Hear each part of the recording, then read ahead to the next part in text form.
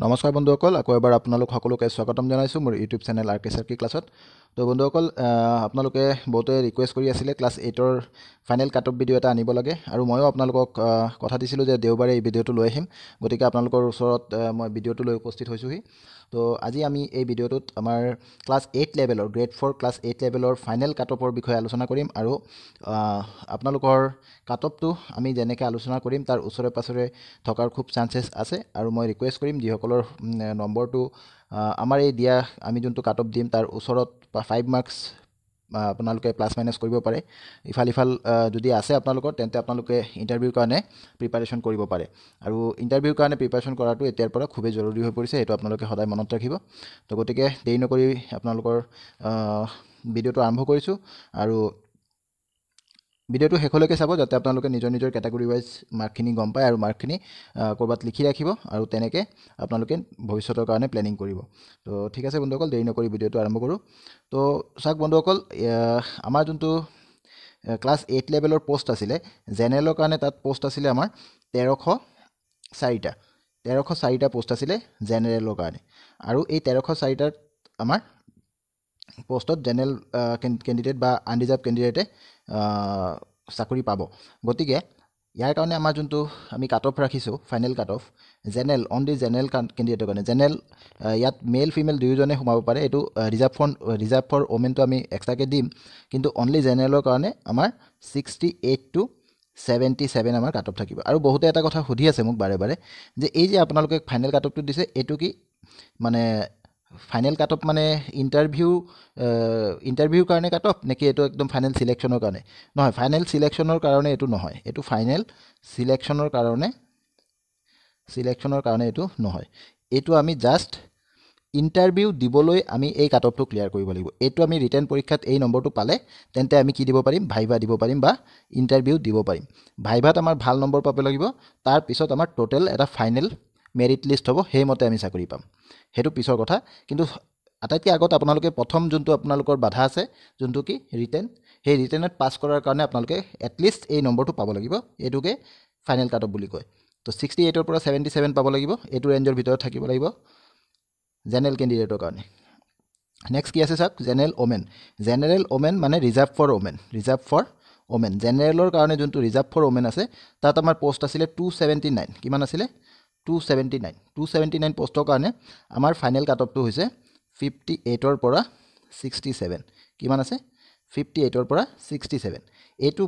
এইটো ৰেঞ্জৰ ভিতৰত আপোনাৰ নম্বৰ থাকিলে আপোনাৰ চান্সেছ আছে, মেক্সিমাম চান্সেছ আছে যে আপুনি ভাইভাত কোৱালিফাই কৰিব, মানে ভাইভালৈ আপুনি যাব পাৰিব। তাৰপিছত তাত গৈ আপোনাৰ ভাল পাৰফৰ্মেঞ্চ কৰিবই লাগিব। আৰু আপোনালোকে আজিৰ ভিডিঅ'টোত প্ৰায় কেইবাটাও কেটাগৰীত মোটামুটি একে ৰেঞ্জৰ কাট অফ দেখা পাব। তো এইটো কোনো আশ্চৰ্য হোৱাৰ কথা নহয়, আমি আচৰিত হ'ব নালাগে, তেনেকুৱা হ'ব পাৰে। নেক্সট কি আছে, OBCৰ কাৰণে আমাৰ পষ্ট আছিলে 347। কিমান আছিলে? 347 পষ্ট আছিলে OBCৰ কাৰণে। আৰু এই 347 পষ্টৰ কাৰণে আমাৰ OBCৰ ফাইনেল কাট অফ প্ৰিডিকশ্যন হ'ল 68ৰ পৰা 77। ঠিক আছে। নেক্সট চাওক, OBC ওমেন মানে ৰিজাৰ্ভ ফৰ ওমেন। OBCৰ ৰিজাৰ্ভ ফৰ ওমেন যিখিনি আছিলে তাৰ কাৰণে পষ্ট আছিলে 83। কিমান পষ্ট আছিলে? 83 পষ্টৰ কাৰণে আমাৰ ফাইনেল কাট অফ প্ৰিডিকশ্যন হ'ল 63ৰ পৰা 72। কিমান? 63ৰ পৰা 72। ঠিক আছে, 63ৰ পৰা 72। তো এইটো আছিলে আমাৰ ৰিজাৰ্ভ ফৰ ওমেন OBC কেণ্ডিডেটৰ final cut off prediction. Next আমাৰ আহি আছে টি ট্ৰাইব।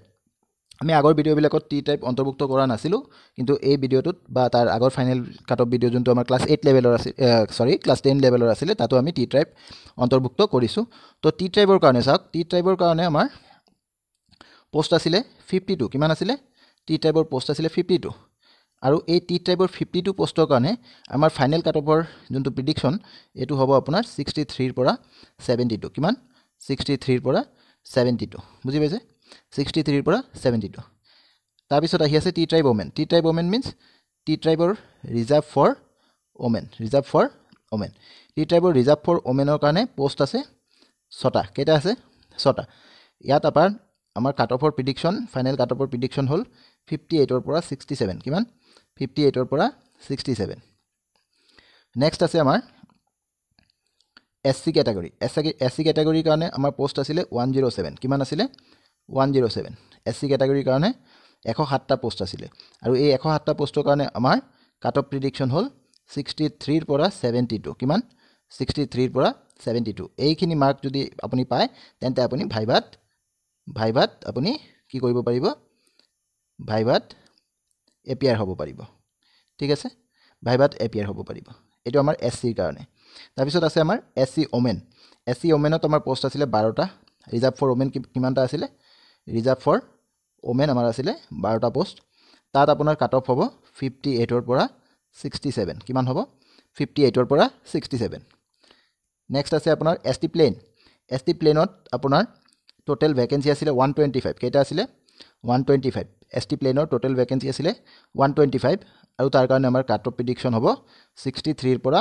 72 63 ৰ পৰা 72 ST প্লেনৰ কাৰণে নেক্সট আছে আমাৰ কি আছে ST প্লেন ওমেন মানে ৰিজাৰ্ভ ফৰ ওমেন ST প্লেনৰ কাৰণে আমাৰ পোষ্ট আছিলে 20 কিমান পোষ্ট আছিলে 20 পোষ্ট আৰু তাৰ কাট অফ প্ৰিডিকশ্যন হ'ল 58 ৰ পৰা 67 ৰ পৰা 67 ঠিক আছে নেক্সট আমাৰ আহি আছে ST হিলছত আমাৰ পোষ্ট আছিলে 167 কেইটা পোষ্ট 167 আৰু তাৰ কাট অফ প্ৰিডিকশ্যন হ'ব 48 ৰ পৰা 57 কিমান 48 ৰ পৰা 57 নেক্সট আছে আমাৰ ST হিলছ ওমেনৰ আমাৰ 36টা পোষ্ট আছিলে কেইটা পোষ্ট আছিলে 36টা পোষ্ট আছিলে আৰু এই 36টা পোষ্টৰ কাৰণে আমাৰ কাট অফ প্ৰিডিকশ্যন হ'ব 43 ৰ পৰা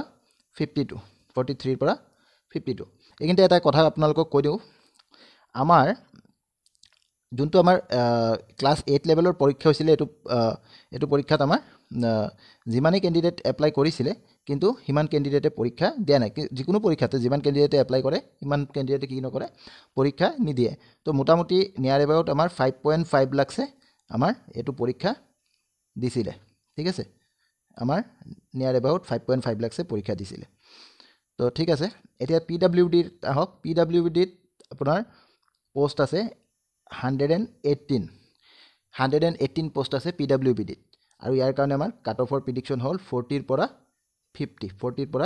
50 নেক্সট আছে এক্স সাৰ্ভিসমেনৰ পোষ্ট আছিলে 17টা পোষ্ট আছিলে আৰু তাৰ কাৰণে আমাৰ কাট অফ প্ৰিডিকশ্যন হ'ব 40 ৰ পৰা 50 তো যদি আপোনালোকৰ এই কাট অফৰ ওচৰা ওচৰি প্লাছ মাইনাছ 5 ধৰি লওক মানে মই ইয়াত 40-50 দিছোঁ আপুনি 35 ৰ পৰা 55 বুলি ভাবি লওক এইটো ৰেঞ্জৰ ভিতৰত যদি আপোনাৰ আহি আছে মাৰ্ক তেন্তে কি কৰিব পাৰিব আপোনালোকে ভাইভাৰ কাৰণে প্ৰিপাৰেশ্যন ল'ব পাৰে এনেতো আপুনি যিকোনো মাৰ্কতে ভাইভাৰ কাৰণে প্ৰিপাৰেশ্যন ল'ব পাৰে হেতুত কোনো বাধা নাই কিন্তু আপুনি যদি ভাবে যে নাই মই ব্যস্ত মানুহ মই কিবা কামত সময়টো লগাই থাকোঁ গতিকে মোৰ এইটোত ইণ্টাৰভিউৰ কাৰণে প্ৰিপাৰেশ্যনত ইমান সময় দিব নোৱাৰোঁ যদি মই পাছ কৰোঁ তেন্তেই সময় দিম তেনেকুৱা যদি চিন্তা হয় তেন্তে আপুনি এই মাৰ্কৰ ওচৰে পাজৰে থাকিলে আপুনি আপোনাৰ প্ৰিপাৰেশ্যন কৰিব পাৰে নহ'লেতো যিকোনো টাইমত আপুনি কৰিবই পাৰে তো তেনেকুৱা এটা কথা তো এইখিনি কৈ মই মোৰ ভিডিঅ'টো আজি ইয়াতে সামৰণি মাৰিছোঁ ধন্যবাদ জয় অসম